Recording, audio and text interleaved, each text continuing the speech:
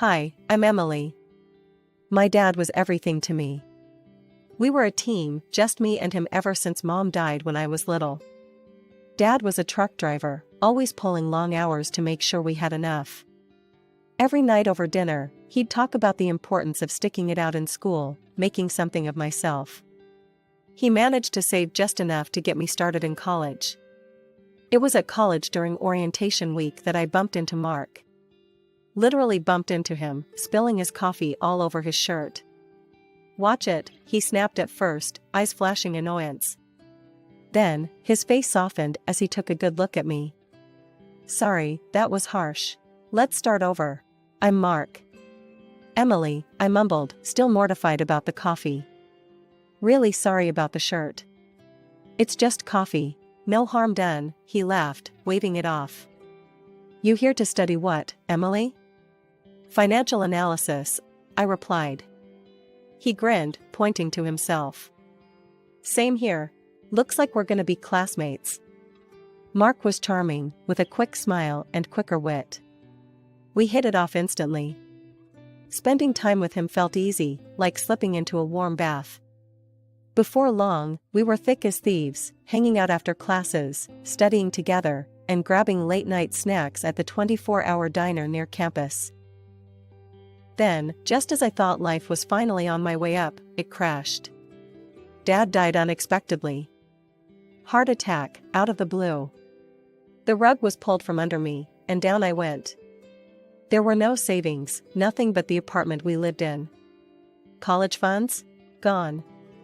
My world, my plans, all up in smoke. I was lost, but Mark stepped in. One evening, a few weeks after the funeral, he came over with a six-pack and a takeout box from our favorite Chinese place. We sat on the worn-out couch in my living room, surrounded by Dad's old books and pictures. "What about moving in together?" Mark said, his voice firm. "You know, cut down on expenses. We could make it work." I stared at the floor, not sure what to think. I don't know, Mark. I can barely afford to keep this place. Listen, we get married, move in here together. I'll keep studying, you work for now, and when I'm done, it's your turn. I'll support us then," he proposed, his eyes earnest. The idea sounded crazy, but there was a sincere ring to it. Maybe it was the grief fogging my brain, or maybe it was the desperate hope fluttering in my chest, but I nodded slowly. "Okay, let's do it. But promise me, when you graduate, it'll be my turn." "Promise," he said, reaching across to squeeze my hand. We got married 2 months later at a courthouse, with a couple of Mark's friends as witnesses. Dad's apartment became our home, our little island in the storm. My days blurred into nights as I shuffled between 2 jobs, just to keep our heads above water. By day, I was slinging coffee and plates at a bustling cafe, and by night, I sold pastries at a local bakery. Exhaustion became my constant companion, but quitting wasn't an option, not with Mark buried in his textbooks and our bills piling up. Mark's study schedule meant he was home a lot. You'd think that would make things easier, but it didn't. He had his finals coming up, and the stress turned him into a bear. The smallest things set him off, especially if dinner wasn't ready when he expected it. One night, I came home later than usual, my arms aching and my feet swollen from the long shifts. The house was dark except for the flicker of the lamp over Mark's study table. I dropped my keys on the counter and winced at the noise.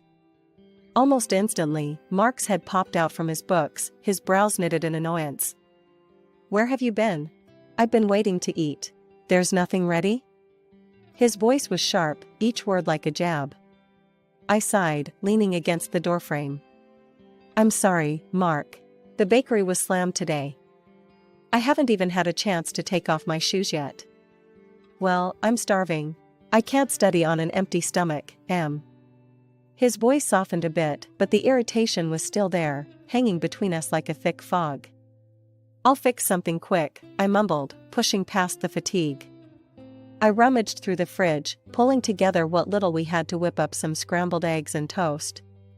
Not exactly gourmet, but it was the best I could do on short notice. It wasn't just the stress of our living situation weighing on me.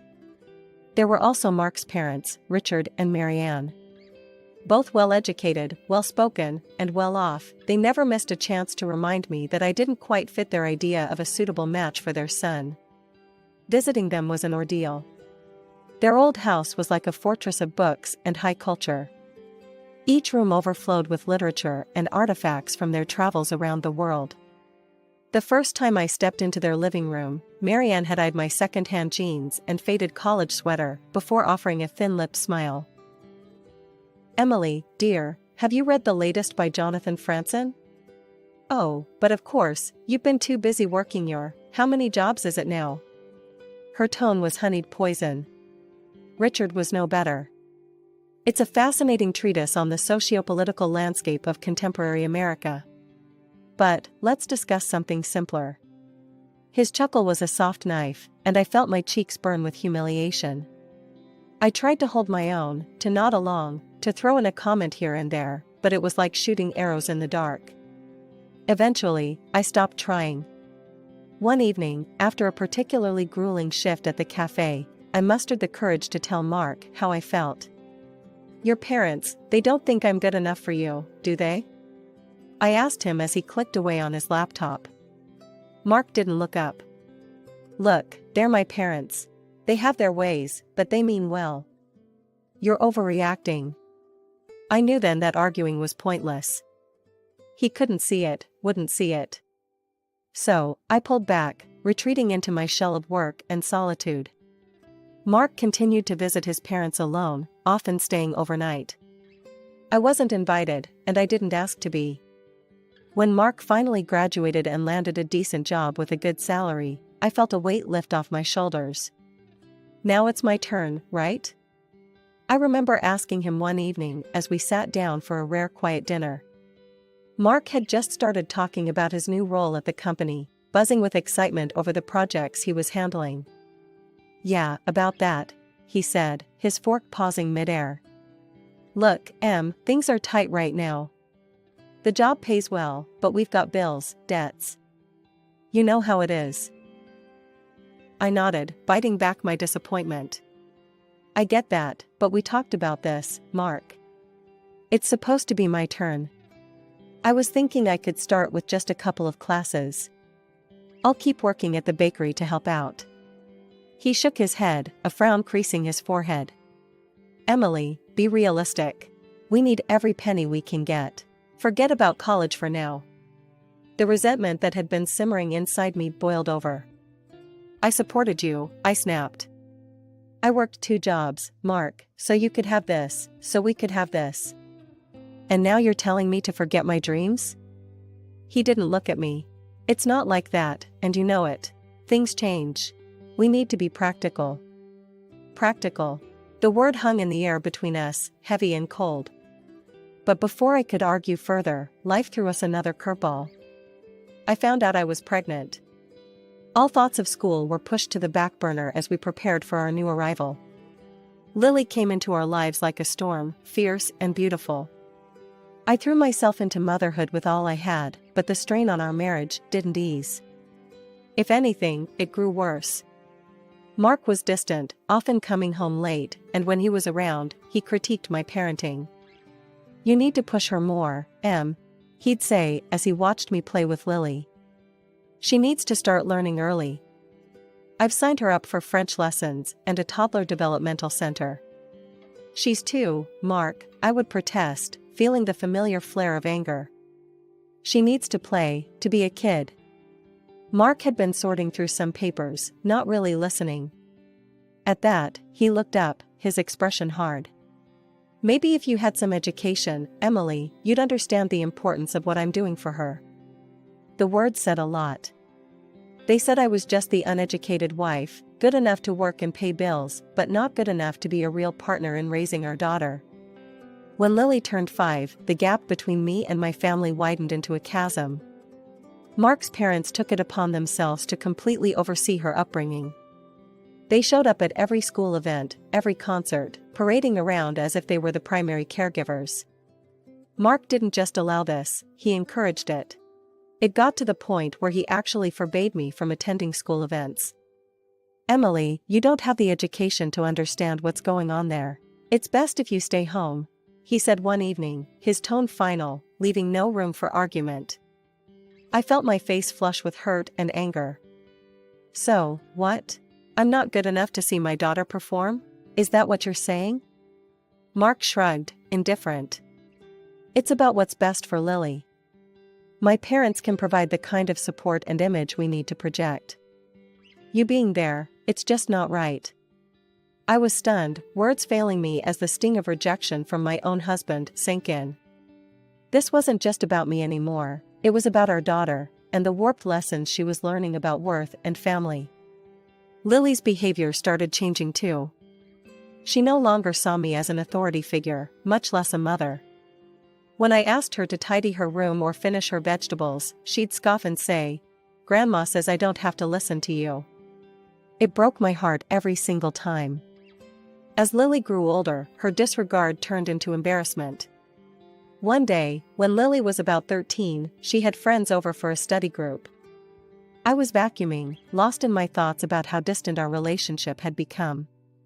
I turned the corner into the hallway, and there was Lily, her friends trailing behind her. Seeing me, she hesitated for just a second. Her eyes darted from me to her friends, and then, as if she'd made a decision, she said, "Oh, that's just the housekeeper." The words hit me like a physical blow. I stood there, frozen, as her friends nodded casually and followed her into the room. As soon as I was sure they were out of earshot, I rushed to the bathroom, tears streaming down my face. How had it come to this? How had I become a stranger in my own daughter's eyes? That evening, after Lily's friends had left and we were alone in the kitchen, I confronted Mark. "Did you know what Lily calls me in front of her friends? The housekeeper. That's what she thinks of me, thanks to you and your parents." Mark didn't even have the decency to look surprised.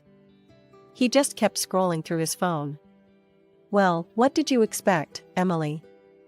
You set yourself up for that by never pushing back. If she doesn't respect you, it's because you never demanded it." I stared at him, the man I had married, the man I had supported through college, and didn't recognize him. He was a stranger, one who valued appearances over family, image over substance. Turning 36 was supposed to be a fresh start, a chance to mend fences and rebuild the bridges. With that little hope, I booked a table at one of the nicer restaurants in town, a place where Mark and I once celebrated happier times. I even splurged on a new dress, something simple yet elegant, hoping to light up Mark's eyes like I used to. I came home that evening, the fabric of my new dress swishing softly against my legs, feeling a mix of nerves and excitement. "Mark, Lily, hurry up and get ready. I booked us a table for my birthday. It's going to be special," I announced, trying to inject some cheer into my voice.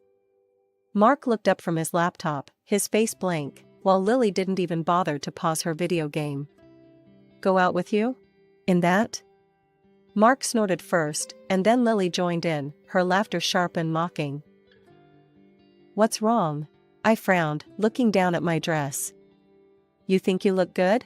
You look like a scarecrow," Lily scoffed, her words slicing through me. "I'm not going anywhere with you. You'll just embarrass us." "Yeah, let's not pretend we're some happy family. You're just an ignorant loser, Emily. What were you thinking?" Mark's voice was cruel, devoid of any warmth. The room spun a little, their words hitting like physical blows.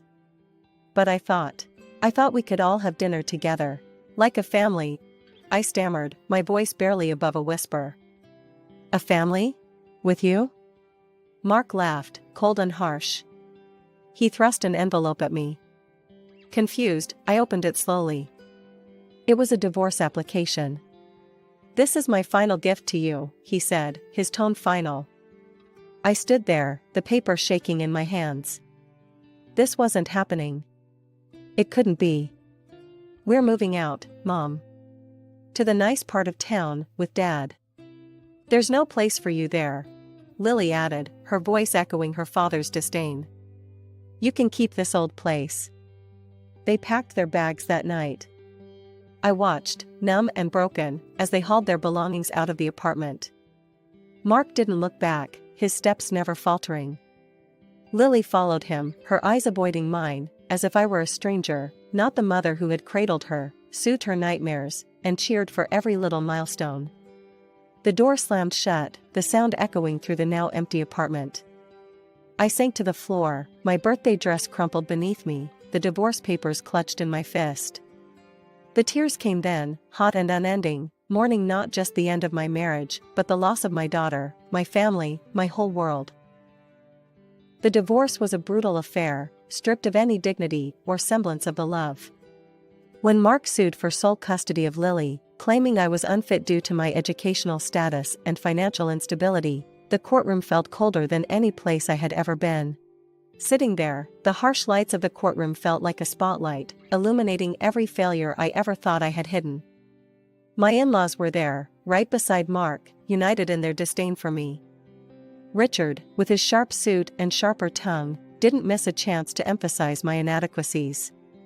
She simply lacks the capabilities to provide Lily with the environment she needs, Richard testified, his voice smooth and confident. Her lack of education and refinement, quite frankly, it's not up to the standard a child like Lily deserves. Marianne nodded along, her agreement silent but palpable in the tight press of her lips. I wanted to scream, to tell them that love can't be measured in diplomas or bank statements, but the words choked in my throat, strangled by the weight of my grief. When it was my turn to speak, my voice was a mere whisper, barely audible even in the hushed courtroom. I have always done my best for Lily. I love her more than anything, and all I've ever wanted was to make her happy. The judge looked at me, his expression unreadable, and then scribbled some notes that felt like the final nails in the coffin of my parental rights. The gavel fell with a sound that echoed like a door slamming shut on my heart. Custody was granted to Mark, and with it, a clear message: I was not enough. Walking out of the courthouse, the sky was a brilliant blue, mocking me with its clarity. I felt anything but clear, everything was a blur, the faces, the city, my future. But amid the chaos of my thoughts, a spark of defiance flickered to life.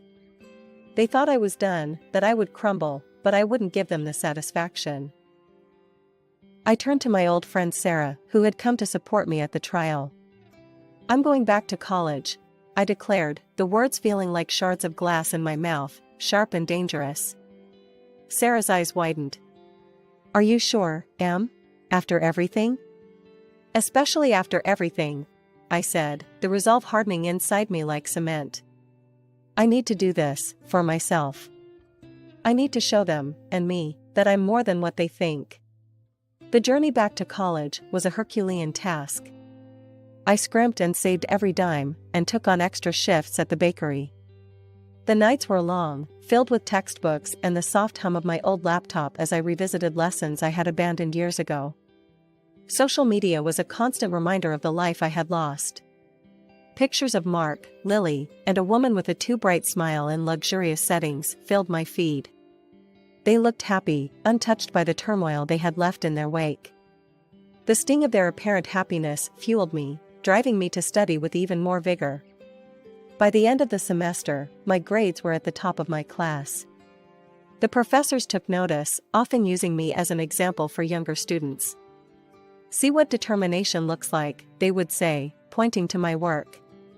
The recognition was bittersweet. With each accolade, I felt a mix of pride and sorrow. Pride for my achievements, sorrow for the reason behind my drive. But no matter how hard it was, I pushed forward, building a new life from the ashes of the old. Graduation day was a blur of pride and pomp, my name echoing in the auditorium as I walked across the stage, diploma in hand. My professors furnished me with glowing recommendations that opened doors I once thought permanently closed. I landed a job at a reputable financial firm. Starting as a junior analyst, I immersed myself in work, my life becoming a cycle of reports, meetings, and endless learning. Within 5 years, I was leading my own department, a testament to the relentless nights and skipped social outings. Life wasn't just about work, though. I bought a sleek, new car, one that hummed under my touch and gleamed under the city lights. My apartment, once a cramped space filled with reminders of a painful past, was traded in for a modern, spacious loft in a vibrant part of the city. I revamped my wardrobe, my new clothes sharp and empowering, each piece a reflection of the new me. I even changed my hairstyle, opting for a chic cut that framed my face with confidence. Then, one day, as I scrolled through job listings to see what the market was offering, I froze. There, in bold letters, was an opening for a department head at a familiar company. It was Mark's company. The irony wasn't lost on me. A wicked part of me buzzed with the thrill of the potential drama. I applied, driven by the desire to restore justice. The interview was a series of rapid-fire questions, my answers sharp and sure. The panel was impressed, and by the end of the week, I had the job. The head of the company, Mr. Clarkson, introduced me to my new team. "Team, this is Emily. She'll be taking over as your new department head. I expect everyone to give her your full cooperation." The room was a mix of curious and welcoming faces, but one stood out, his expression unreadable: Mark. His shock was palpable, his eyes widening as he took in my transformation from the woman he once discarded to the boss he now had to answer to. After the introduction, Mark lingered, his pride obviously bruised. When we were alone with Mr. Clarkson, he couldn't hold back. "Why her? I applied for this position. I have more experience with the company." Mr. Clarkson looked from Mark to me, his expression calm. "Mark, while your familiarity with the company is appreciated, it's the broader expertise and strong leadership skills we need for this role. Emily brings a fresh perspective and a proven track record that you, frankly, haven't demonstrated. I suggest you learn from her." The words seemed to crush whatever pride Mark had left. He stormed out, slamming the door behind him with a force that echoed through the quiet office. I stood there, the ghost of a smile playing on my lips, not out of spite but out of satisfaction. After the showdown at the office, Mark couldn't handle the new dynamics. Within weeks, he resigned, his departure quiet but the talk of the office. I heard through the corporate grapevine that he struggled to find a similar position elsewhere. Things spiraled for him, and soon, the woman he was living with kicked him and Lily out, tired of his constant joblessness. They moved back in with Richard and Marianne, but it wasn't the comfortable retreat Mark had hoped for. The luxuries Lily was accustomed to were no longer sustainable, and even his parents couldn't indulge her whims as they once had. Reality bit hard, and Lily found it difficult to adjust to their changed circumstances. One afternoon, there was a knock on my new apartment door, the modern, spacious place I had made my sanctuary. I opened it to find Lily standing there, her eyes roaming over the chic decor and the city view that stretched behind me. "Wow, Mom, this place is amazing," she exclaimed, a whistle escaping her lips. "I guess I'll be staying here now." Her words hung between us, expectation thick in the air. I studied her for a moment, my heart aching with a mix of emotions. There she was, standing in my home, as if all the years of neglect and hurt could be wiped clean with a simple decision to move in. "Lily, a fresh start isn't just about a new place to stay. It's about mending things, acknowledging mistakes. I haven't heard you apologize for anything. For how you've treated me, for the things you've said and done." Her face fell, and then, as if on cue, tears welled up in her eyes. "Mom, please, I'm sorry. Can we just forget all that? I want to be here with you." It was hard, looking into her eyes and seeing the plea there. But the tears seemed more a tactic than true remorse. "Lily, I love you, but you can't stay here just because it's convenient or because you're escaping from something unpleasant. You need to want to be here for the right reasons, and you need to make amends, truly." She wiped her face, the tears stopping as quickly as they had come. "Fine. If you don't want me here, I'll just go." The months that followed were a testament to my resolve. I heard from Sarah that Mark had started drinking, unable to cope with his bruised ego and the life he had dismantled by his own hands. Lily moved to another city, perhaps in search of the fresh start she had tried to find with me. Meanwhile, my career reached new heights. Life was good, stable, and fulfilling professionally. But it was the personal victory that sweetened the newfound success. I met Tom at a conference. His kindness and understanding were a balm to the scars left by my first marriage. We connected over shared interests, and soon, friendship blossomed into love. We married quietly, a simple ceremony with a few close friends. As I stood there, exchanging vows with Tom, I realized I had found my peace. The past was behind me, and the future was a promise I was ready to keep.